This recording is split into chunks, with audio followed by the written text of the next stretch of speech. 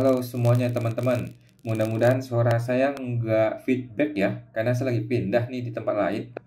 Oke, mudah-mudahan suara saya tidak feedback. Kalau feedback tolong diinfokan ya teman-teman ya. Oke, jumpa lagi dengan Awan Chai di sini teman-teman ya, Duta Pajak Abal-Abal, pelatih konsultan pajak yang pertama dan satu-satunya di Indonesia ya. Kita live Instagram gratis teman-teman di channelnya Pajak Smart setiap hari Senin jam 8 malam ya. Dan seperti biasa, gue perlu disclaimer dahulu ya guys, bahwa semua yang gue sampaikan di video ini adalah pendapat pribadi gue 100% teman-teman ya. Ini bukanlah kajian akademis, tidak dapat dibuktikan kebenarannya, belum tentu juga sesuai dengan peraturan pajak yang berlaku ya guys. Jadi mohon koreksinya apabila ada yang salah ya guys. Nah, walaupun gue seorang konsultan pajak yang resmi ya teman-teman, tetapi isi video ini bukanlah saran profesional konsultan pajak buat teman-teman semua ya. Anda semua tidak bisa dan tidak boleh menjadikan video ini sebagai satu-satunya pedoman bagi teman-teman ya untuk melaksanakan kewajiban perpajakan lu gitu. Karena kan masing-masing orang punya kasus pajak yang berbeda-beda ya guys. Nah, mohon teman-teman konsultasikan dengan konsultan pajak Anda masing-masing ya, atau ke penyuluh di KPP apabila mau tanya yang lebih spesifik lagi ya tentang pajak Anda ya teman-teman ya. Awan akan tersedia secara gratis dan langsung ya di live Instagram Pajak Smart setiap hari Senin jam 8 malam. Oke, kita mau promo dulu nih teman-teman yang belum tahu ya. Kita sekarang ada program membership.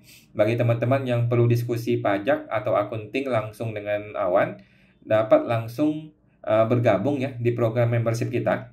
Nanti daftar di website www.siapatakutpajak.com gitu guys ya, www.siapatakutpajak.com untuk bergabung guys.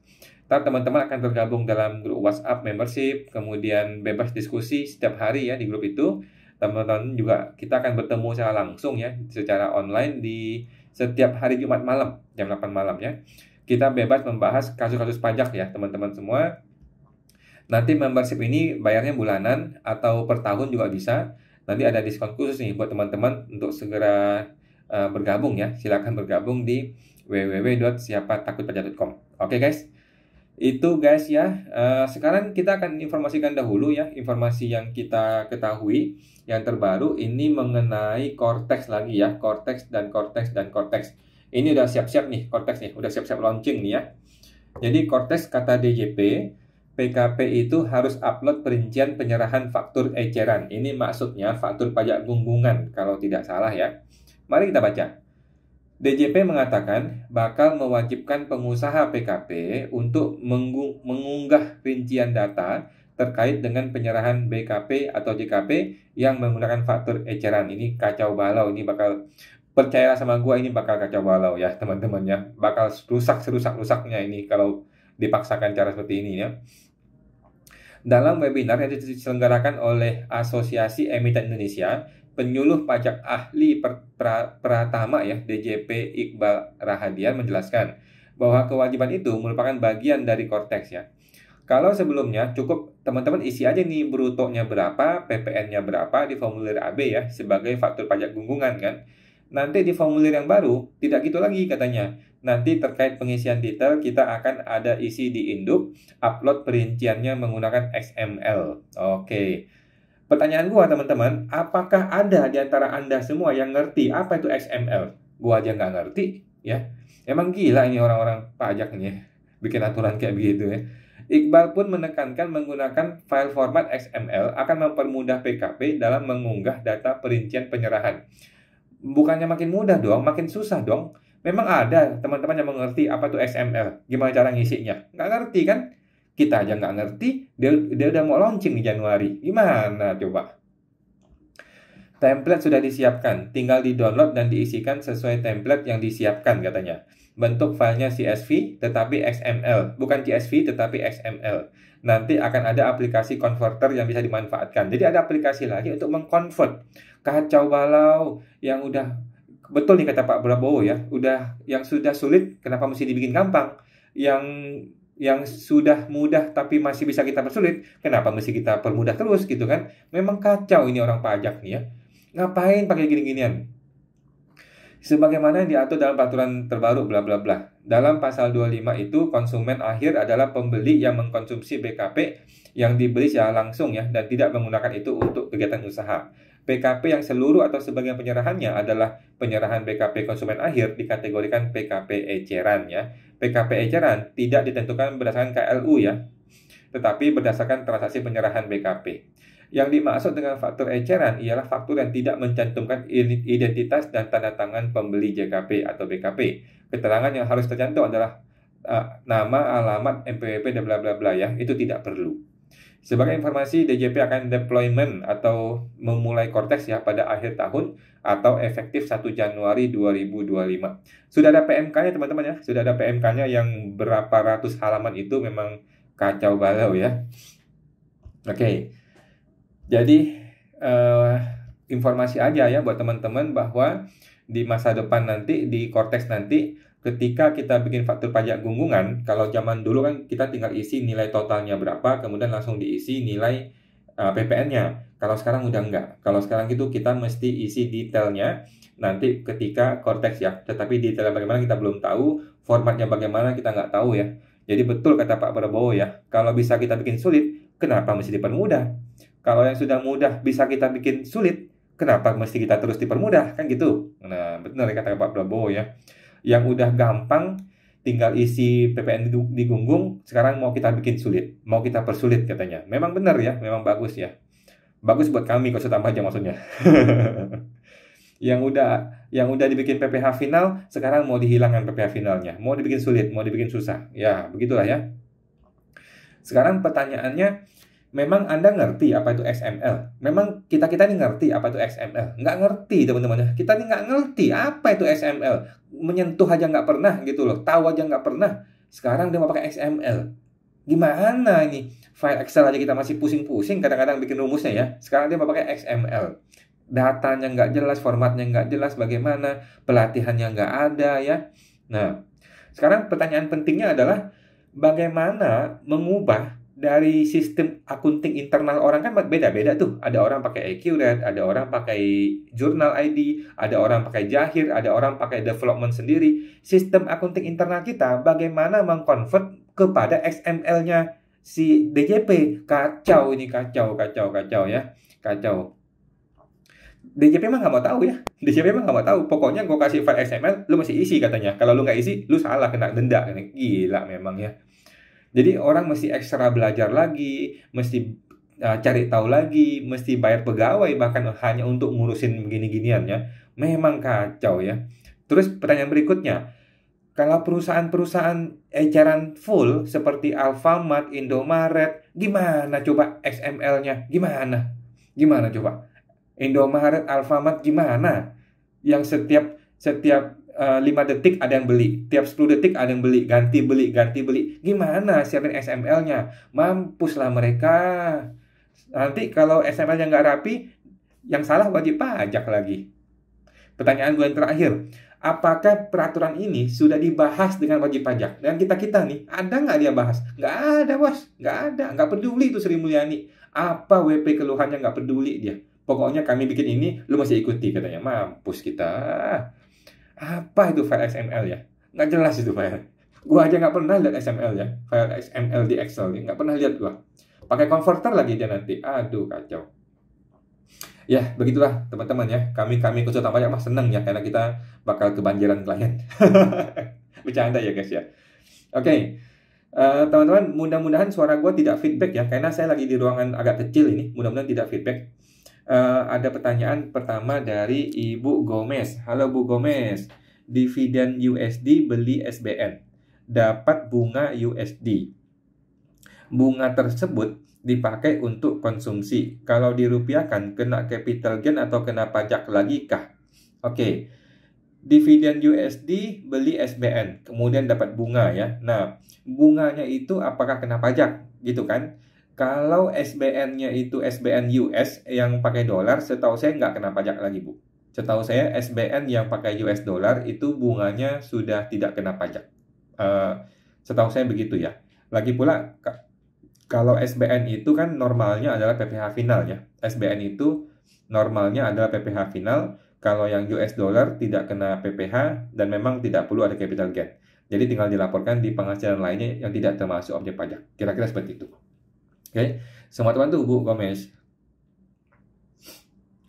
Kemudian Bapak Henry Mak, malam kawan, malam Pak Henry. Ibu Mary Su, malam kawan, malam Bu Mary. Halo teman-teman semua.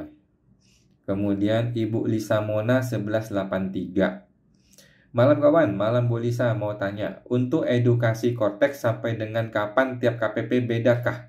Nggak jelas Bu, nggak jelas ya setiap KPP. Sebenarnya mereka itu kan sudah bikin kelas-kelas Cortex. Cuman masalahnya adalah wajib pajaknya banyak. Kemudian ada wajib pajak badan, ada wajib pajak orang pribadi, ada wajib pajak UMKM, pusing mereka memisah-misahin.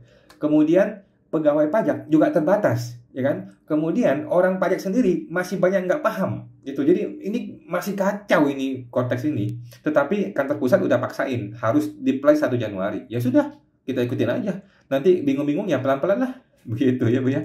Jadi ikuti aja, kalau memang KPP ada pelatihan ya ikut aja, gitu ya. Kalau enggak ya sudah tungguin aja.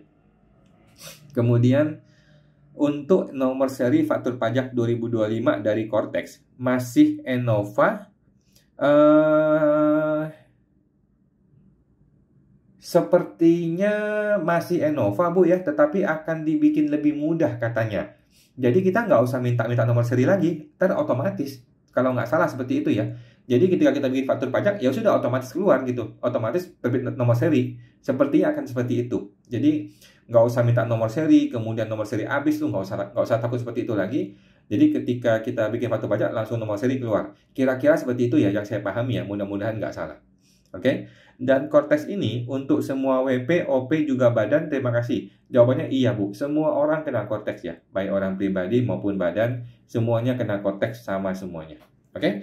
Thank you Bu Lisa, semoga terbantu. Ibu Gitawati, malam kok, malam Bu Gita. Kalau saudara menghibahkan atau mewariskan asetnya kepada saudara kandung atau keponakan, apakah kena pajak? Oke, sekarang gini. Kalau kepada saudara kandung, itu tidak kena pajak. Sorry. Kalau kepada anak kandung, itu tidak kena pajak. Oke, tetapi kalau kepada saudara atau keponakan, itu kena pajak. Bagi orang yang menerima si keponakan atau saudara kandung, dia kan menerima warisan, menerima hibah, itu kena pajak. Oke, tetapi kalau warisan itu tidak kena pajak. Oke, jadi kalau warisan itu kepada siapapun, apapun kondisinya, tetap tidak kena pajak. Tetapi kalau hibah hanya dari orang tua ke anak atau sebaliknya yang tidak kena pajak. Sedangkan yang lain semuanya kena pajak ya. Ke saudara atau keponakan semuanya sama. Kalau hibah kena pajak. Kalau warisan tidak kena pajak. Oke. Semua terbantu Bu kita. Bapak Hari Harimak 2024. Malam kok, malam Pak Harimak. Mau tanya, besar setoran modal dari orang pribadi ke CV, apakah ada limitnya? Setahu saya nggak ada limit Pak ya, nggak ada limit. Supaya tetap dalam batasan UMKM. Nggak ada hubungannya ya. UMKM adalah omset. Oke? Jadi omsetnya kalau masih di bawah 4,8 M, itu UMKM. Gitu. Mengenai setoran modal, nggak ada hubungan secara langsung ya. Modal kecil bisa aja punya omset besar. Modal besar bisa aja punya omset kecil. Jadi tidak ada hubungan langsung. Tetapi tentu saja secara logika kalau dia setor modal 100 miliar kan aneh kalau dia cuma UMKM kan gitu. Nah, jadi secara langsung tidak ada hubungan, tetapi tentu saja ini pada akhirnya akan berhubungan gitu Pak. Cuman tidak ada limit-limitan. Bukan berarti orang UMKM terus tidak boleh setor modal 5M, nggak juga, boleh aja gitu ya. Oke, semua terbantu Pak Harimak. Ibu Mary Su, kau mau nanya, apakah sekarang ini ada peraturan baru kalau kuasa WP harus konsultan dan karyawan aja? Tesko. Jawabannya tidak ada aturan baru seperti itu. Itu adalah perilaku oknum pajak Bu ya, yang error, yang tidak mengerti aturan pajak gitu ya. Bahwa di Undang-Undang HPP sudah ditegaskan kembali oleh keputusan Mahkamah Konstitusi juga ya, bahwa kuasa wajib pajak itu tidak harus seorang konsultan pajak dan tidak harus seorang karyawan. Boleh juga melalui pihak lain gitu ya. Sudah ada di undang-undang. Nah, semua terbantu Bu Mary. Bapak Alki 22. Jika perusahaan lebih bayar PPh 23 ya, 2020. Apakah kredit pajak tersebut bisa di carry forward ke tahun pajak berikutnya sampai 5 tahun? Setahu saya bisa, Pak ya. PPh 23 itu setahu saya bisa di carry forward. Setahu saya bisa. PPh 23, pokoknya SPT masa. Kalau SPT masa, setahu saya itu bisa di carry forward. Yang tidak bisa di carry forward adalah SPT tahunan. Kalau tahunan harus diselesaikan dengan cara direstitusikan. Sedangkan kalau PPh, setahu saya boleh aja sih lanjut terus walaupun 5 tahun. Oke. Semoga terbantu, Pak Alki. Bapak Maca Latte mau tanya kok, apakah benar jika pakai Cortex, faktur pajak keluaran harus diterbitkan di tanggal belanja? Tidak ada batas terbit sampai tanggal 15 bulan berikutnya lagi. Ini saya belum dengar, Pak ya, tetapi seharusnya tidak begitu. Saya belum dengar, tetapi seharusnya tidak begitu. Contoh, kalau kita jualan di tanggal 1, tanggal 1 kita jualan nih, tetapi kan admin yang bikin e-faktur kan belum tentu masuk di hari itu, ya kan? Siapa tahu dia lagi sakit. Kalau dia lagi sakit kan nggak bisa di-handle. Nah, akibatnya kan dia mesti bikin besoknya atau lusanya. Jadi menurut saya seharusnya tidak begitu ya. Kalau ada begitu nanti kena gugat sama orang ke pengadilan ya.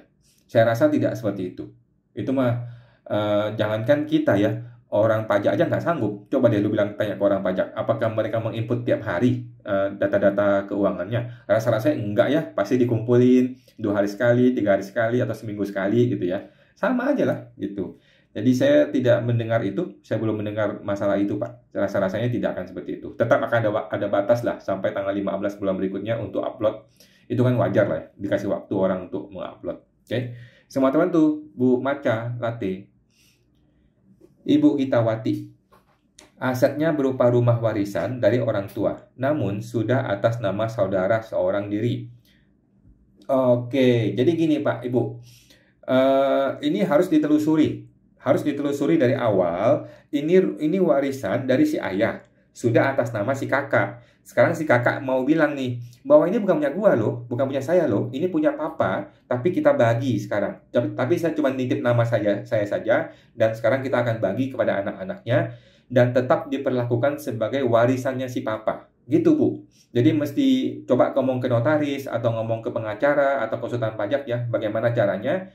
Dibikin aja sebuah dokumen yang menyatakan bahwa rumah ini bukan punya saya, tapi punya almarhum papa yang meninggal, dan rumah ini memang diniatkan untuk Mr. A, Mr. B, Mr. C, Mr. D, anak-anaknya. Cuman saya hanya nitip nama saja, gitu Bu. Dengan demikian, harta ini akan bisa dibagikan secara warisan kepada anak-anak yang benar, gitu Bu. Jadi jangan yang atas nama memberikan kepada saudara kandung, jangan gitu. Dia tolak aja, dia bilang ini bukan punya saya, hanya nitip nama saja, tetapi ini punya si ayah, dan itu dituangkan dalam surat tertulis supaya jelas nih bagaimana ceritanya barang ini, gitu ya. Nah, sama teman tuh Bu Gitawati. Bapak Ted Leong, malam kawan, malam Pak Ted Leong. UMKM kan habis. Kalau saya bikin MPP istri, terus cara penghitungan SPT-nya sendiri-sendiri apa digabung ya? Jawabannya sendiri-sendiri Pak ya, sendiri-sendiri ya, masing-masing ya. Kan dia sudah punya MPP. Nah, terus uang yang ada di SPT istri bisa dihibah ke suami nggak? Jawaban saya bisa. Jawaban saya bisa ya. Jadi MPP istri nanti fungsinya hanya untuk berdagang. Sedangkan uang yang dia hasilkan yang tidak diputar untuk usaha ya, yang tidak diputar untuk belanja barang, dia boleh kasih ke suaminya. Silakan dilapor di SPT suami sebagai pemberian dari istri. Saya rasa itu bisa dilakukan. Oke Pak ya. Nah, teman-teman tuh Pak Ted Leong. Bapak Ferryhat 89. Malam kok, malam Pak Ferry. Updatean PPh final UMKM bagaimana kok? Makasih. Belum ada update Pak ya, belum ada update. Gua rasa Prabowo masih sibuk ya, kan dia mau keluar negeri tuh, jadi masih sibuk ya, masih sibuk. Sedangkan Fufu Fafa nggak ngurusin kita lah ya, mohon maaf ya, kita rakyat kecil nggak akan diurusin lah sama dia. Oke, jadi sementara kita masih berharap, belum ada kabar Pak. Semua teman tuh Pak Ferry. Ibu Gomez, malam kok, malam Bu Gomez. Hari ini kami chatting AR, bilangin kita setor e-billing 70 juta untuk bantu negara dan buat pembetulan.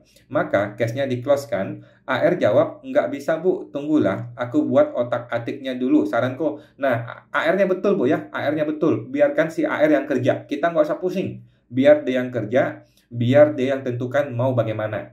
Oke? Jadi nanti dia tanggung jawab Bu. Jadi setelah kita bayar, dia yang tanggung jawab. Ini barang gitu loh, dia yang tanggung jawab. Jadi si AR kan sudah kasih tahu kita bantu bayar negara. Oke, kita nggak salah nih, tapi kita mau bantu negara. Oke. Kemudian dia bilang dia mau ngaturin, ya sudah, biar dia aturin dan semuanya via chatting Bu ya, supaya ada bukti chatting. Nanti setelah dia bantu, kemudian kita bayar, kita pembetulan. Nah, kemudian biarkan dia bertanggung jawab gitu loh. Jangan sampai suatu hari dikorek-korek lagi. Kalau suatu hari dikorek-korek lagi, bilang ini chatting Bapak nih, ada buktinya nih, Bapak yang ngatur semua ini barang. Gitu Bu ya. Nah, biarin aja Bu dia ngaturin ya. Kita mau bantu negara, sudah berniat baik, biar dia aturin. Nanti kita lihat dia ngatur bagaimana. Yang penting ngaturnya benar, ngaturnya bagus, rapi, ya sudahlah. Dia happy, kita happy. Gitu Bu. Oke. Semua teman tuh Bu Gomez. Ibu Gomez, dari awal AR minta rekening koran. Kita tidak kasih. Dia bilang kita ada sesuatu yang disembunyikan. Kasih rekening koran ke AR, kemudian kasih rekening koran ya. Malah mereka pakai rekening koran itu untuk serang balik ke WP. Serba salah juga ya Pak. Memang begitu Bu, memang begitu ya cara kerja mereka. Ya, dia minta rekening koran kita nggak kasih, dia bilang kita bangsat. Ketika kita kasih, rekening koran ini dipakai untuk menghantam kita. Kan ya susah kalau gitu Bu ya. Kalau gitu kan dari awal nggak usah kasih, kan gitu. Makanya saya edukasi orang, jangan pernah kasih rekening koran kepada orang pajak kalau kita orang pribadi. Kenapa? Karena kita orang pribadi tidak pembukuan. Kalau kita tidak pembukuan, di rekening kita itu campur aduk, gitu loh. Kalau rekening kita campur aduk, ya kita susah mempertanggungjawabkannya, gitu Bu ya. Jadi ya sudah, kalau sudah terlanjur nggak apa-apa, gitu. Kalau saya sih tidak akan pernah saya kasih rekening koran kepada AR-nya orang pribadi karena kita tidak pembukuan gitu. Tapi ya sudah, sekarang dia sudah ambil rekening korannya, dia mau minta ibu sumbangan, ya sudah kasih sumbangan, tetapi biar dia yang ngatur dan nanti biar dia tanggung jawab kalau ada yang masalah. Gitu Bu. Coba teman tuh Bu Gomez. Yang penting semuanya direkam ya, semua direkam dan semua chattingnya disimpan baik-baik gitu Bu. Di screenshot Bu ya chattingannya ya. Kadang-kadang dia masih bisa ngapus tuh. Kalau sudah berapa hari masih bisa dihapus. Jadi chattingannya di screenshot ya, disimpan di komputer kita atau di handphone kita. Semua teman tuh Bu Gomez. Ibu Eds NI. Malam Bu Eds. Kalau kena NPPN kan kena PPh pasal 25 ya. Betul. Nah, kalau WPOP kan tanpa pembukuan. Kalau misalnya lebih bayar di akhir tahun, solusi gimana? Kok Awan udah bikin video untuk WP badan. Nah, yang WP orang pribadi gimana? Jawabannya sama Bu ya, sama saja ya. Orang pribadi kalau LB, PPh 25 LB nih, solusinya adalah kita buang sebagian PPh 25-nya. Oke? Tidak semua kita akuin. Jadi kita bayar 12 kali nih PPh 25, yang 2 kali kita tidak usah akuin. Kita hanya mengakui yang 10-nya saja. Kan bisa tuh, kita hanya mengakui PPh 25 sejumlah 10 bulan. Sedangkan yang 2 bulan kita tidak usah akui. Itu bisa dilakukan ya, nggak ada masalah. Gitu ya, mudah-mudahan ngerti ya. Nah, solusi lain adalah dengan menambah penghasilan. Tambah penghasilan, kemudian dibikin KB, kurang bayar. Gitu. Kalau saya sih lebih cenderung buang aja PPh 25 sebagian ya. Mungkin 2 bulan atau 3 bulan kita buang, kita tidak mengakui PPh 25-nya supaya dia jadi tetap kurang bayar. Gitu.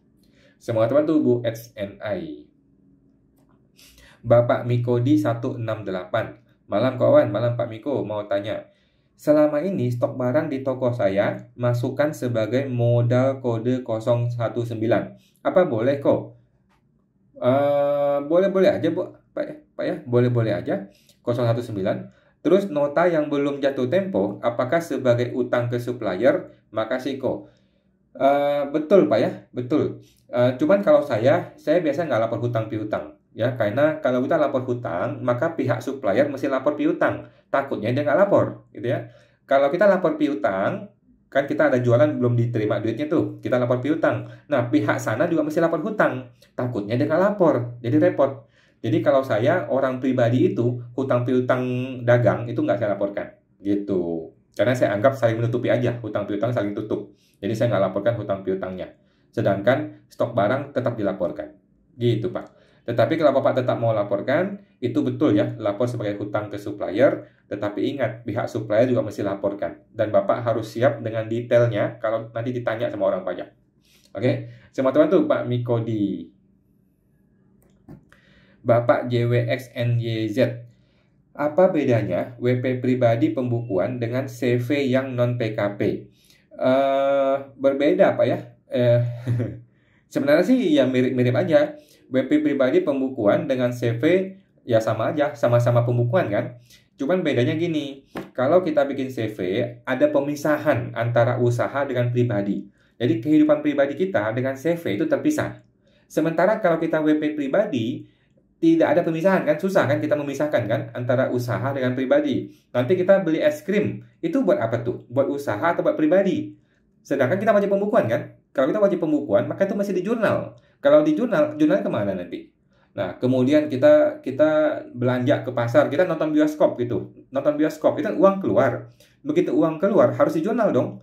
Mau jurnal kemana itu? Kan itu bukan usaha. Nah, jadi repot. Kalau pribadi itu bakal repot sekali kalau pembukuan. Jadi lebih baik, kalau mau pembukuan, pindahkan ke CV atau PT atau PTP di badan. Supaya memisahkan entitas, memisahkan keuangan gitu. Gitu deh, Bu. Sama teman tuh, Pak JWXNYZ. Ibu Gomez, makasih kok. Sama-sama, Bu. Bapak Rian Condro. Kenapa XML sih? Makanya nggak jelas, Pak. Bingung. Gue nggak ngerti ya, apakah orang pajak itu punya deal-deal tertentu dengan Microsoft atau dengan perusahaan apa, kita nggak ngerti. Atau mungkin XML itu mudah diolah atau bagaimana, kita nggak ngerti. Kita nggak ngerti. Gue aja nggak pernah baca file XML. Mungkin Bapak pernah buka XML. Kita nggak pernah juga ya. Nggak tahu kita file XML tuh seperti apa bentuknya, kita nggak ngerti. Nggak ngerti dah. Nanti dah, biarin aja deh orang pajak. Kita tunggu aja Pak ya. Semua teman tuh Pak Rian. Bapak Rian, XML kan markup language. Ini nggak lazim dipakai buat alternatif CSV. Nah ini nih orang Indonesia Pak. Orang Indonesia kan suka yang anti mainstream ya. Nggak ngerti kita ya DJP ini dapat inspirasi dari mana pakai XML ya. Entah turun dari langit kali inspirasinya ya. Negara mana yang pakai XML coba? Kita nggak ngerti, nggak tahu kita. Nggak ada sesi konsultasi dengan wajib pajak gitu loh. Mereka bikin aturan tuh suka-suka dia aja. Si Sri Mulyani ini bikin aturan terserah dia lah. Ya, mau XML ya XML katanya. Nggak ngerti kita ini gimana ceritanya ya. Nggak ada konsultasi dengan wajib pajak. Kita tidak dilibatkan ketika bikin aturan ini. Terserah dia aja lah, suka-suka dia lah. Gitu ya. Semua teman tuh Pak Rian. Pak Rian. Sorry, Pak Rian terpotong Pak Rian. Sebentar.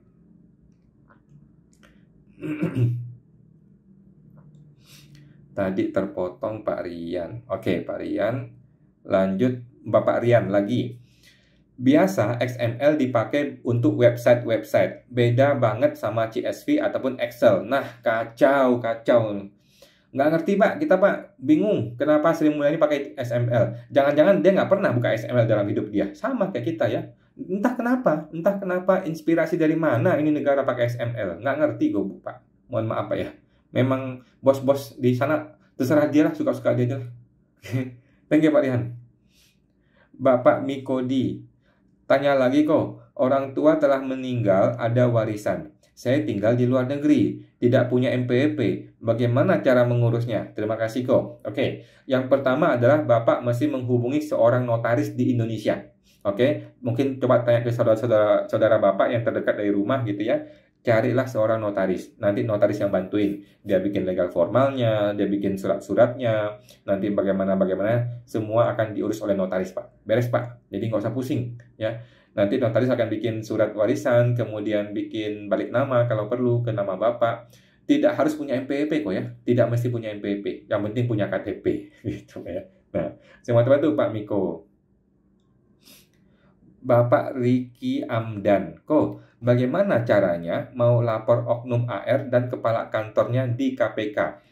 Saya sudah bikin Pak video mengenai pelaporan ke KPK ya. Baru 3 hari yang lalu Pak ya. Coba cek di YouTube saya. Ada pengaduan KPK ya. Coba gue cek dari sini deh. Jadi Bapak tinggal email saja. Pengaduan KPK. KPK mana? KPK ya. Dari mana kemarin? KPK. Saya sampai lupa saya kirim dari mana kemarin emailnya. Mohon maaf teman-teman ya, lupa juga gua. KPK. Oke, KPK saya juga nggak ngerti nih KPK. Ada emailnya Pak ya, ada emailnya, coba cek di Google Pak. Gampang kok pengaduan KPK ya, pengaduan@kpk kalau nggak salah lupa. Ada emailnya, tinggal cek di Google, Bapak tinggal email aja ke KPK, jelasin kronologisnya bagaimana, siapa orangnya, masalahnya apa, jelasin di situ Pak. Udah beres. Oke, semua teman tuh Pak Riki. Bapak Rian Condro, bukan masalah XML-nya nggak rapi juga kok, tapi kuat nggak server mereka nerima segitu banyak faktur pajak? Nah, itu dia Pak, itu dia. Jangan sampai tanggal 15 pagi down semua, kita semua nggak bisa upload, kan cilaka gitu ya, cilaka banget itu kalau sampai gitu. Nanti WP lagi yang salah, wajib pajak lagi yang salah, kan susah. Ya begitulah Pak, ya. Pemerintah ini penguasa mau dia aja lah. Thank you Pak Rian. Ibu One of Sophia, kok mau tanya, kalau punya gaji setahun 300 juta, tapi nggak dilapor perusahaan, jadi nggak ada bukti potong. Pas lapor SPT tahunan, itu berarti masuk penghasilan lain kan kok? Yes Bu, betul ya, masuk penghasilan dalam negeri lainnya. Betul Bu. Oke. Semua teman tuh Bu One of Sophia. Ibu One of Sophia. Nah, kan kurang bayarnya sekitar 30 juta ya kok. Nah, bisa diakalin nggak ya kok biar bayar lebih kecil? Oke, cara ngakalin yang pertama adalah ibu menggunakan norma. Menggunakan norma bahwa ibu adalah pekerja bebas ya. Jadi bukan sebagai karyawan tetapi sebagai pekerja bebas. Pekerja bebas itu kayak profesional, konsultan pajak, dokter, artis, pengacara, konsultan, notaris. Nah, kita semua ini disebut pekerja bebas ya. Pekerja bebas itu dari total penghasilannya hanya 50% yang kena pajak. Oke? Dari total penghasilannya hanya setengah yang kena pajak. Itu karena pekerja bebas. Seperti itu caranya. Itu berarti pajaknya ibu bakal turun jauh tuh. Turun jauh kalau pakai metode pekerja bebas. Coba dites Bu ya. Oke? Ingat ya, pekerja bebas wajib mencetak surat NPPN di awal tahun sebelum akhir Maret nanti. Oke? Semua teman tuh Bu Sofia. Ibu Sofia, atau harus tetap bayar segitu. Yang wajarnya sih gitu ya Bu ya. Yang benar memang harus bayar segitu. Jadi, tapi kalau mau ngakalin ya terpaksa menggunakan metode pekerja bebas. Itu juga bisa dilakukan ya. Nah, semua teman-teman Bu Sofia. Bapak Martin Siregar, PMK 81 jadinya PM masih bisa kredit 3 bulan. Saya belum baca Pak ya, baru hari ini saya dapat Pak. Mohon maaf nih. Saya baru dapat hari ini, belum baca. Sepertinya sih tetap bisa Pak ya, cuman nanti sistemnya otomatis gitu loh. Karena Cortex itu sistemnya otomatis bisa mengkreditkan, sehingga sudah tidak perlu lagi memisah-misahkan bulan kedua, bulan ketiga, nggak perlu. Jadi begitu ada faktur pajak masukan, langsung akan terlapor menjadi faktur pajak masukan di bulan tersebut gitu loh. Tetapi aturannya belum cabut. Kenapa aturan belum dicabut? Ya siapa tahu masih ada yang terlambat datang faktur pajaknya gitu. Siapa tahu gitu kan. Sehingga tetap boleh, aturan itu tetap ada, tetapi secara sistem di Cortex nanti semuanya akan otomatis, begitu ada pajak masukan, langsung dia terinput menjadi pajak masukan di bulan tersebut. Seharusnya begitu di Cortex ya. Tetapi bukan berarti dicabut aturannya, nggak dicabut tetap bisa. Oke. Semua teman tuh Pak Martin Siregar. Ibu Janati Kidos, sehat selalu Pak Wan, sehat selalu Bu Janati, sama-sama, thank you.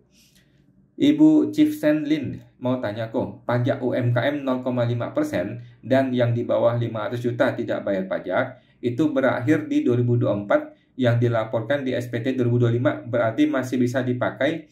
Jawabannya bisa Bu ya, masih bisa sampai Desember tahun ini 2024, yang kita lapor di Januari sampai Maret 2025. Sudah betul Bu. Oke. Semua teman tuh Bu Chief Sen Lin. Bapak De Ica, kawan, out of topic.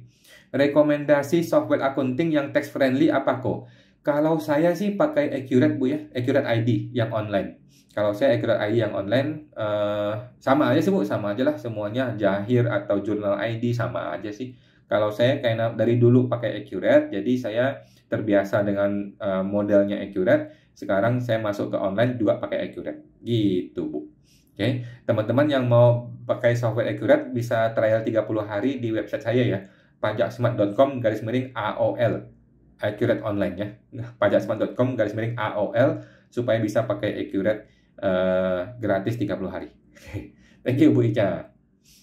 Bapak Rudi Wu, dari awal AR minta rekening koran, kita tidak mau kasih. Dia bilang kita ada sesuatu yang disembunyikan. Oke, kita kasih rekening koran, malah mereka pakai rekening koran itu untuk serang balik. Serba salah juga ya. Tidak serba salah, Pak. Wajib pajaknya yang error ya. Kita ini yang bodoh. Jadi tidak perlu gitu, tidak perlu bingung dan nggak perlu serba salah. Terserah dia mau bilang apa yang disembunyikan. Pokoknya kalau dia tidak pegang data kita ya dia nggak bisa ngomong apa-apa. Gigit jari dia, gitu kan. Tetapi kalau data sudah di tangan dia, ya nggak bisa lagi dihantam kita habis-habisan, gitu Pak ya.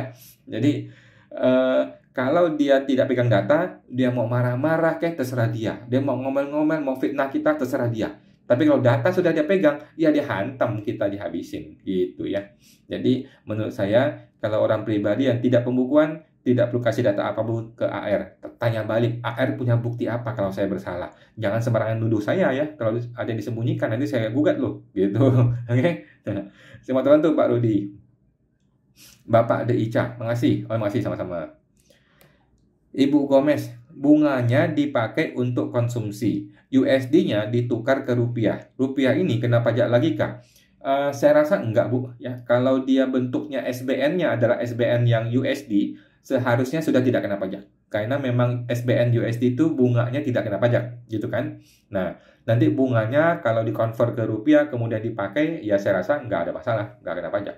Nanti tinggal dilaporkan di SPT sebagai penghasilan bunga USD yang tidak kena pajak ya, penghasilan yang tidak termasuk objek pajak lainnya, gitu Bu. Semua teman tuh Bu Gomez. Ibu Anissa Nasution, malam kok, malam Bu Anissa. PT dapat SP2DK jual mobil di bawah harga pasar. Saat itu yang dijual adalah mobil rusak dan kami nggak ngerti jual harga pasar. Bagaimana ya kok? Jawabannya gini Bu, tanya ke AR, Bapak AR mau beli nggak dengan harga pasar? Kalau mau saya beli jual ke Bapak aja, gitu ya.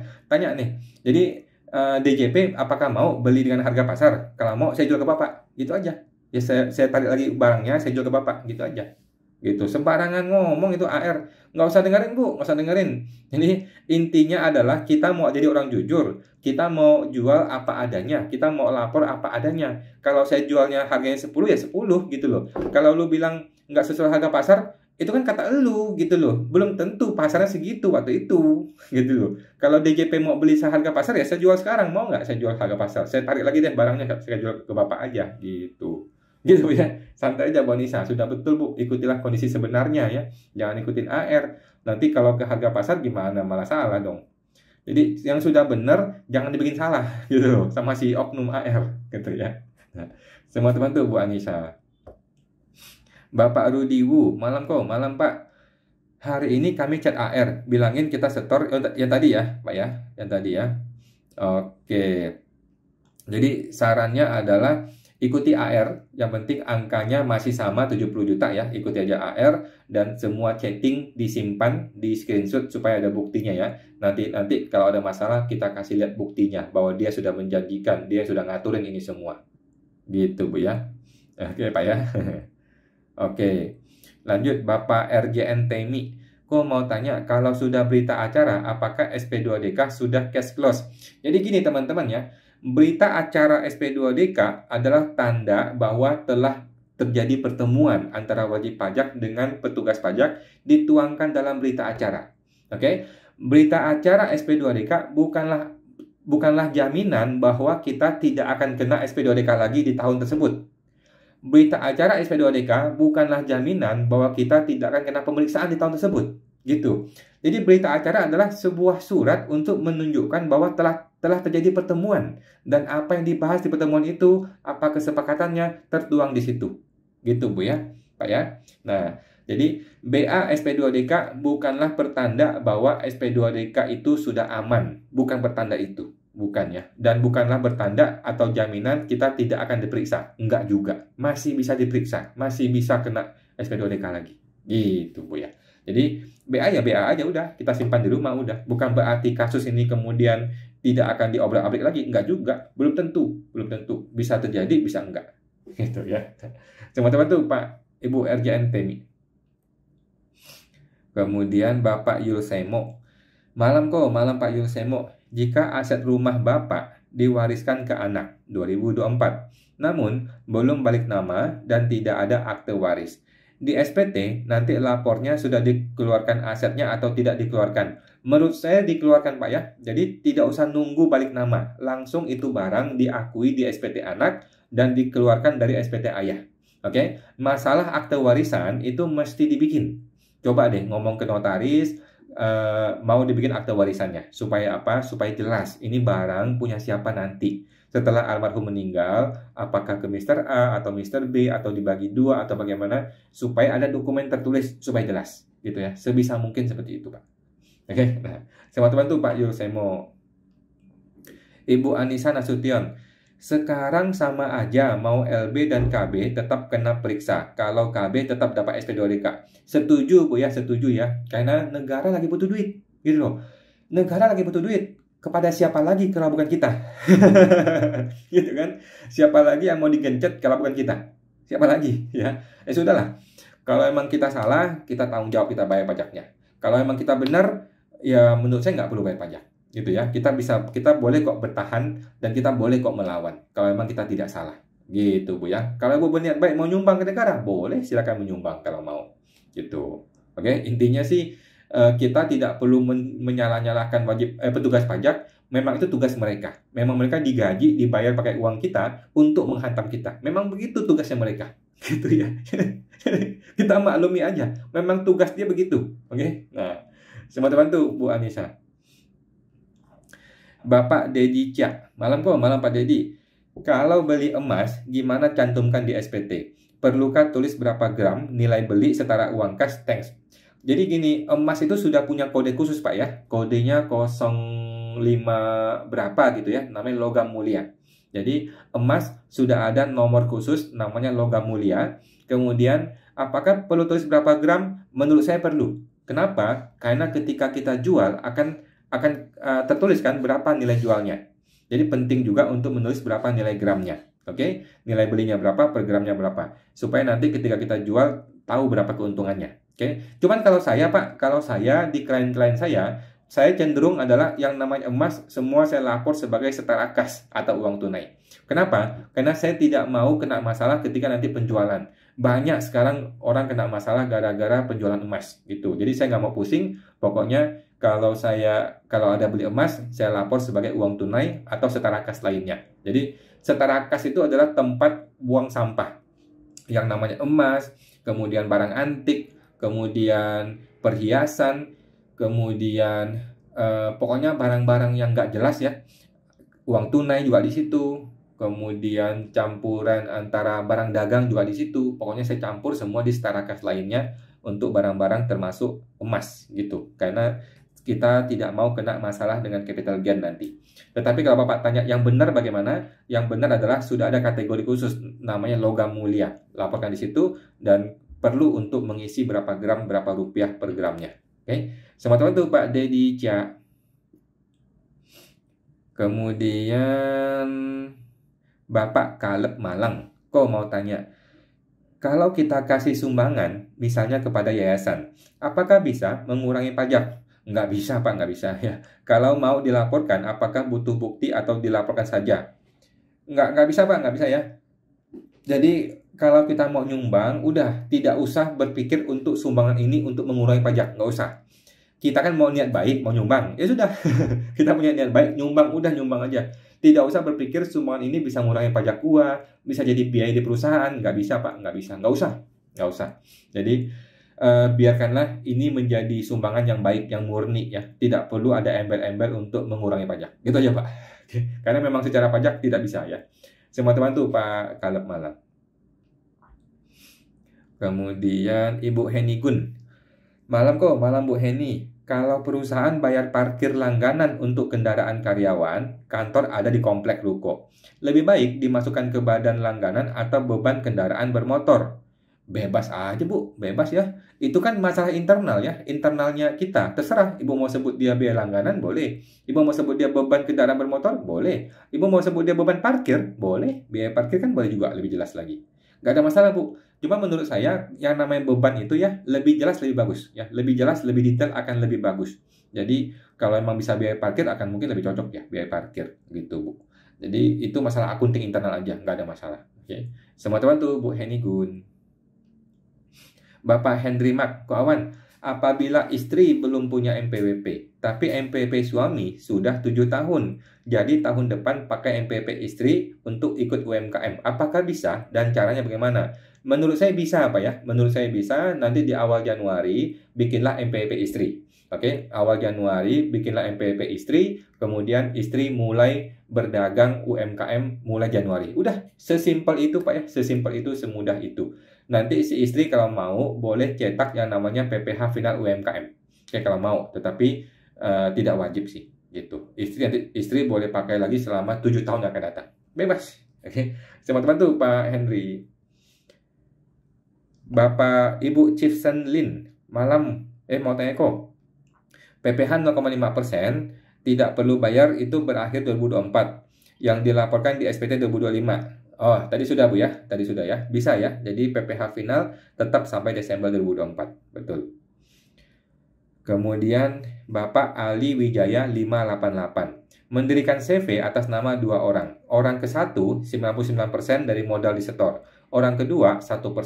Maka, waktu menarik prefer, apakah harus proporsional sesuai setoran modalnya? Jawabannya iya, betul Pak Ali ya. Ketika menarik prefer, harus tarik sesuai dengan proporsi modal. Sepemahaman saya seperti itu, Pak Ali. Oke, semangat bantu Pak Ali. Bapak GG@99. Halo Ko, halo Pak. Jika agen properti biasanya pakai norma. Misalnya, tahun ini sudah lewat 4,8 M. Apakah tetap bisa pakai norma? Saya agak ragu-ragu Pak ya. Saya agak ragu-ragu seperti ini. Tetapi bolehlah dihajar aja Pak. Dihajar aja, tetap pakai norma. Cuman agak ragu-ragu saya Pak ya. Lebih baik sih dia bikin PT ya. Atau PTP gitu loh. Lebih baik dia bikin PTP saja supaya dia bisa jadi agen properti melalui perusahaan gitu ya. Cuman mengenai kena PPN atau nggak PPN ini mesti dicek lagi nih Pak. Coba cek lagi ke ini deh. Coba Bapak cek ke informasi@pajak.go.id. Apakah pekerja bebas atau agen properti yang melewati 4,8 itu kena PPN atau nggak kena PPN? Agak ragu-ragu saya. Kalau menurut saya sih nggak kena PPN ya. Cuman kan ini takutnya jadi masalah nanti. Lebih baik sih di-clearkan di informasi pajak ya. Coba email ke informasi@pajak.go.id untuk minta penjelasan. Supaya clear, ini tidak usah kena pajak. Gitu. Norma harusnya tetap bisa pakai. Cuman yang saya khawatir PPN-nya aja. Oke. Selamat bantu Pak GAAD. Bapak Nicholas Amin. Malam kok, malam Pak Nicholas, mau tanya. Kalau properti saya ada yang mau sewa 5 tahun. Total harganya 4,8 ke atas. Dan dibayar full di muka. Apakah saya jadi PKP? Jawabannya tidak ya, tidak. Kenapa tidak? Karena itu bukan dalam rangka usaha. Jadi Bapak ini bukan pedagang properti, bukan tukang sewa-sewaan properti, enggak. Ini kebetulan ada orang mau sewa lebih dari 5 tahun, gitu ya. Jadi nanti tinggal ngomong ke orang pajak bahwa sewa ini betul punya saya, tetapi tidak dalam rangka kegiatan usaha. Jadi boleh-boleh saja punya omset lebih dari 4,8 M sepanjang itu bukan usaha. Jadi Bapak masih ngotot ya bahwa itu bukan kegiatan usaha. Oke, selamat bantu Pak Nicholas Amin. Bapak Batman 3561676. Kok semangat terus ya untuk edukasi kami yang awam. Semoga Koko sehat-sehat terus. Amin. Makasih Pak Batman. Amin. Bapak Ibu RJN Temi. Kok mau tanya kalau PT sewa mobil ke direktur, apakah boleh kena hubungan istimewa? Jawabannya boleh dan memang kena hubungan istimewa, nggak ada masalah. Ya, yang penting harganya harga wajar, harga normal, kemudian potonglah PPh 23 yang 2% atas sewa. Itu aja Bu ya. Jadi tidak ada masalah, boleh-boleh saja. Semua teman-teman, Bu Temi. Bapak Gunartiku, malam kok ikutan nyimak ya. Siap Pak Gunartiku, thank you. Bapak Nick 902, PT sudah tidak jalan. Saya tiap tahun lapor nihil dan masih ada dana di rekening. Apakah bisa ditarik semua ke rekening OP? Ya boleh-boleh aja Pak ya. Atau harus merealisasikan investasi ke rekening bank reksadana atau deposito? Jawabannya perlu diinvestasi kalau itu bentuknya dividen. Oke? Jadi Bapak tarik uang itu kan harus di jurnal. Jurnalnya kreditnya adalah bank kan? Tetapi debitnya apa? Kalau debitnya adalah laba ditahan atau dividen, maka itu perlu diinvestasikan selama 3 tahun supaya tidak kena PPh final 10% atas dividen. Kalau Bapak tidak mau investasikan, ya udah tinggal bayar 10% beres. Gitu, Pak. Oke, semua terbantu Pak Nik 902. Makasih Pak Nik, sama-sama. Kemudian Bapak Dapur Kuliner Palu. Kok kalau kita pindahkan usaha kita dari orang pribadi kepada CV, bagaimana dengan stok barang? Apakah orang pribadi jual ke CV atau bagaimana? Jawabannya adalah Bapak setorkan kepada CV dalam bentuk modal, bentuknya barang. Oke, jadi setoran modal kepada CV bisa berbentuk uang, bisa berbentuk barang, gitu Pak. Jadi nanti tinggal dibikin listnya aja, daftarnya aja, barangnya apa, nilainya berapa, harganya berapa, udah, gitu Pak. Daftar barang inilah yang Bapak setorkan kepada CV sebagai modal. Gitu Pak ya. Nah, semua terbantu Pak Dapur. Pak Dedi Irawan, malam kok. Malam Pak Dedi. Kemudian Bapak Edi Cia. Malam kok. Malam Pak Edi. Kalau beli emas gimana cantumkan di SPT? Perlu tulis per gram? Oh tadi sudah Pak ya. Tadi sudah ya. Oke. Bapak Riki Amdan. Makasih kok. Sehat selalu. Sama-sama. Bapak Budi Darlung, kok jika WP pribadi dengan final UMKM 0,5% habis 2024, maka di 2025 jika buka CV baru dan MPP CV di Januari 2025, maka yang WP pribadi akan menjual semua stok ke CV baru ya? Oke, thank you Pak Budi ya. Jawabannya bukan menjual kepada CV baru, tetapi menyetorkan sebagai modal. Oke, jadi semua barang-barang di orang pribadi disetorkan kepada CV sebagai modal ya, bukan sebagai penjualan. Kalau jual bahaya nanti malah kena PKP dan sebagainya. Oke, jadi disetorkan sebagai modal di CV. Semua terbantu Pak Budi Darlung. Kemudian di SPT 2025 yang WP pribadi terkena pajak progresif atas penjualan stok ke CV ya kok? Jawabannya tidak ya. Jadi tidak ada penjualan. Tidak ada penjualan dari pribadi kepada CV. Yang ada adalah penyetoran modal ke CV bentuknya barang. Gitu Pak Budi. Oke, semua terbantu Pak Budi. Bapak Agus Tobing 73. Malam kok? Malam Pak Agus Tobing. Kalau WPOP tahun depan pakai metode norma, bayar PPh-nya itu tetap tiap bulan ya? Jawabannya tiap bulan betul ya, PPh 25. Tetapi nanti dibayar di tahun kedua. Oke, jadi PPh 25 orang pribadi itu dibayar di tahun kedua. Nanti mulai 2026 baru mulai bayar. Kalau 2025 itu belum bayar. Kenapa? Karena belum ada angka PPh 25 di SPT tahunannya yang 2024. Gitu Pak. Nanti deh santai ya. Kita akan infokan nanti di awal Januari deh. Oke. Semua tuh Pak Agus Tobing. Bapak Maurits Michael. Malam kok, malam Pak Maurits. Kalau freelance itu bisa termasuk pekerja bebas yang bisa pakai norma? Jawabannya bisa Pak ya, bisa. Misal pekerja serabutan jadi makelar iya, jual jasa macam supir atau urus PPKB, pengurusan izin dan lain-lain. Menurut saya bisa Pak. Menurut saya bisa ya. Gunakanlah norma 50%. Ingat Pak ya, cetak surat NPPN di awal tahun. Oke. Semua teman tuh Pak Maurits. Bapak JWXNYZZ.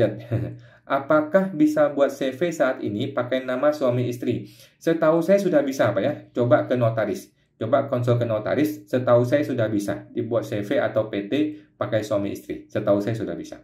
Coba ngomong ke notaris. Semua terbantu Pak.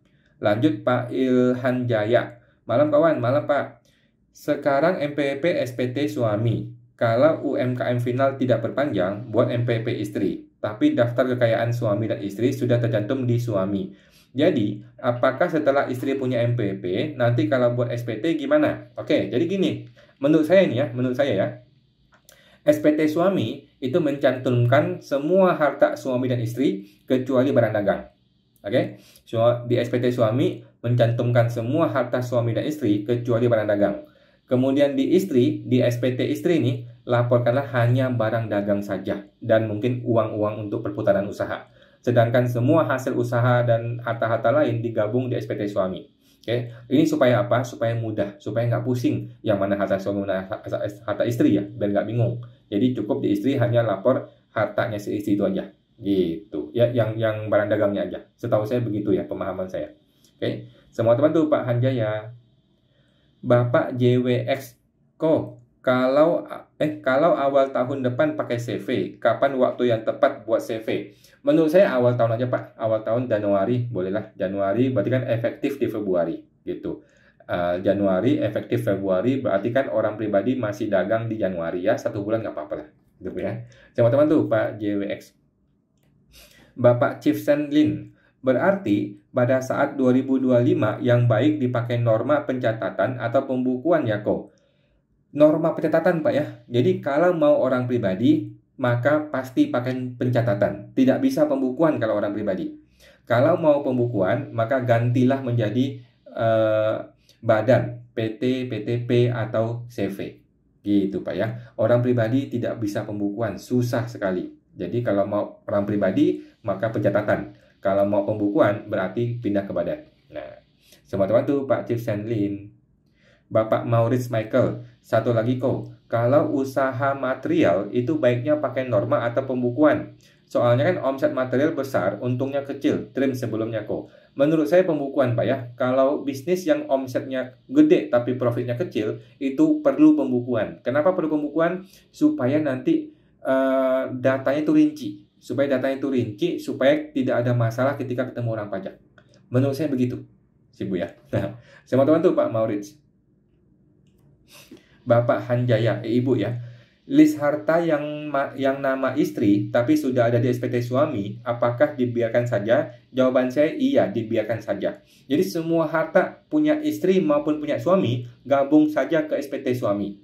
Tetapi di SPT istri hanya lapor yang namanya barang dagang dan mungkin perputaran uang dagang saja. Yang lain semua ke suami supaya nggak usah pusing. Nah, semua teman tuh Pak Hanjaya. Bapak JWX, makasih kawan, sama-sama Pak JWX. Ibu Theodora, sore Pak Wan, sore Pak Theo, Ibu Theo. Saya ingin menanyakan, perusahaan berdiri 2019 belum ada pendapatan. Sampai dengan 2021 itu rugi. 2022 ada untung. Tapi setelah ada kompensasi kerugian, hasilnya masih rugi. Apakah tetap harus bayar pajak? Jawaban tidak perlu bayar pajak Bu ya, tidak perlu bayar pajak karena masih rugi. Oke, jadi walaupun dia untung kan dia pakai kompensasi dari sebelumnya tuh. Ya udah pakai terus sampai habis Bu. Maksimal 5 tahun ya kompensasi kerugian. Boleh Bu. Jadi silakan tidak usah bayar pajak karena masih kondisi rugi. Oke, semua teman tuh Bu Theo. Sebagai tambahan informasi kata Bu Theo, 2020 dan 2021 ada sedikit pendapatan, tetapi di akuntan saya tidak bayar PPh final. Oh, PPh final. Kalau PPh final tidak bisa kompensasi Bu ya, mohon maaf nih ya. Kalau PPh final tidak bisa kompensasi kerugian ya. Jadi kompensasi kerugian hanya bisa dipakai untuk yang PPh non final. Itu Bu ya. Kalau Ibu pakai PPh final, maka kerugiannya sudah hangus secara fiskal. Tahun berikutnya setelah tidak PPh final lagi, sudah pakai PPh umum, kemudian ada untung, maka untung itu harus bayar pajak, tidak bisa ambil kompensasi dari tahun sebelumnya yang masih PPh final. Gitu Bu ya, mudah-mudahan nggak salah ya. Nah, semua teman tuh Bu Theo. Bapak Rudi, makasih kawan is the best. Makasih Pak Rudi, thank you. Bapak Mikodi 168, malam kok. Tanya lagi, seorang pekerja bebas plus punya rumah makan kecil-kecil. Cara bayar pajaknya gimana kok? Yang pekerja bebas saya bayar pakai norma 50%, betul. Kalau rumah makan bayar pajak gimana? Makasih kok. Paling gampang Pak ya, pakailah PPh final 0,5%. Oke, jadi paling gampang yang namanya rumah makan gunakanlah PPh final 0,5% selesai. Oke, sedangkan yang pekerja bebas tetap pakai 50%, sudah betul. Oke, gimana nanti ke depannya? 2025 kalau sudah melewati 7 tahun, solusinya adalah semuanya pakai norma, itu bisa juga ya. Jadi pekerja bebasnya norma 50%, rumah makannya norma kalau nggak salah 40% ya. Ikutilah tabel KRU yang betul. Gitu Pak. Jadi nggak ada masalah. Satu orang boleh punya lebih dari 2 norma ya, boleh-boleh saja. Yang penting nanti dibedain aja cara hitungnya. Oke. Semua teman tuh Pak Miko. Ibu Mijin, malam kawan, malam Bu Mijin. Selisih kurs impor apakah akan ditanya sama AR nggak kok? Jawabannya bisa ditanya ya, bisa-bisa aja. Kalau ada pemeriksaan, itu kurs harus kita rekap ya kok. Apa aja harus kita rekap? Jawabannya iya, kita mesti rekap selisih untung atau rugi kurs. Sebaiknya Bu, gunakanlah software accounting ya. Sebaiknya gunakanlah software accounting supaya laba atau rugi kurs itu bisa terinput secara otomatis oleh sistem, biar gampang. Tetapi kalau Ibu mau jurnal manual ya boleh-boleh aja sih. Gitu. Oke, semua teman tuh Bu Mijin. Ibu Henigun, kalau PT jual ruko atau aset PT ini ya, misalnya 1 miliar, sudah termasuk PPN. Untuk PPh finalnya, penjual setor dari harga sebelum PPN atau 1M. Dari harga DPP, Bu ya, sebelum PPN. Ya. Jadi kalau PPN kan berarti kan Ibu jualnya 900 jutaan plus PPN 11%, gitu kan. Nah, jadi PPh itu dari DPP, dari yang 900 jutaan itu. Bukan dari 1M, bukannya. Dari DPP-nya saja. Semua terbantu, Pak Ibu Henikun. Bapak Budi Darlung. Penjualan kembali emas Antam di atas 10 juta dikenakan PPh 22 oleh Antam. Selain PPh 22, apa ada PPh yang harus dibayar lagi di SPT tahunan yang dilaporkan? Apa ya kok atas penjualan emas tersebut? Oke, jadi Bapak langsung menghitung berapa keuntungannya ya. Bapak langsung hitung berapa keuntungannya. Laporkanlah di lampiran 1 halaman 2 yang namanya penghasilan dalam negeri atas penjualan aset. Gitu ya, laporkan di situ keuntungannya saja, nanti dihitung berapa pajaknya, kemudian PPh 22 yang dipungut oleh Antam dapat menjadi kredit pajak untuk mengurangi. Gitu Pak Budi. Oke, mudah-mudahan masuk ya. Semua terbantu Pak Budi. Oke teman-teman, sudah jam 9 nih ya, saya izin dulu ya, kita akan menjawab di YouTube ya. Silakan subscribe YouTube kita Pajak Smart. Kita tampung dulu ya, yang belum dijawab mohon maaf ya.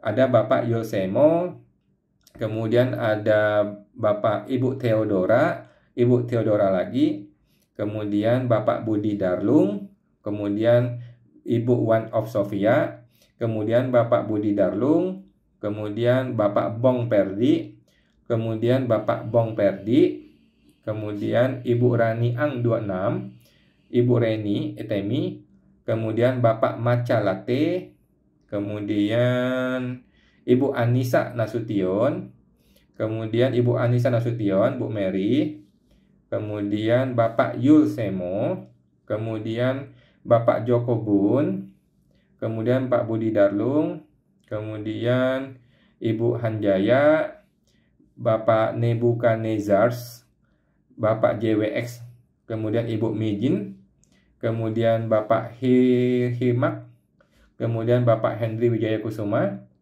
kemudian Bapak Henry, Ibu Chifsen Lin, Bapak Maca Latte. Oke, thank you teman-teman ya yang sudah bergabung. Terima kasih. Kita akan berjumpa lagi di live IG hari Senin lagi ya. Dan mohon maaf yang belum terjawab, kita akan jawab di video YouTube. Oke, makasih semuanya. Makasih, sampai jumpa lagi. Thank you, mari.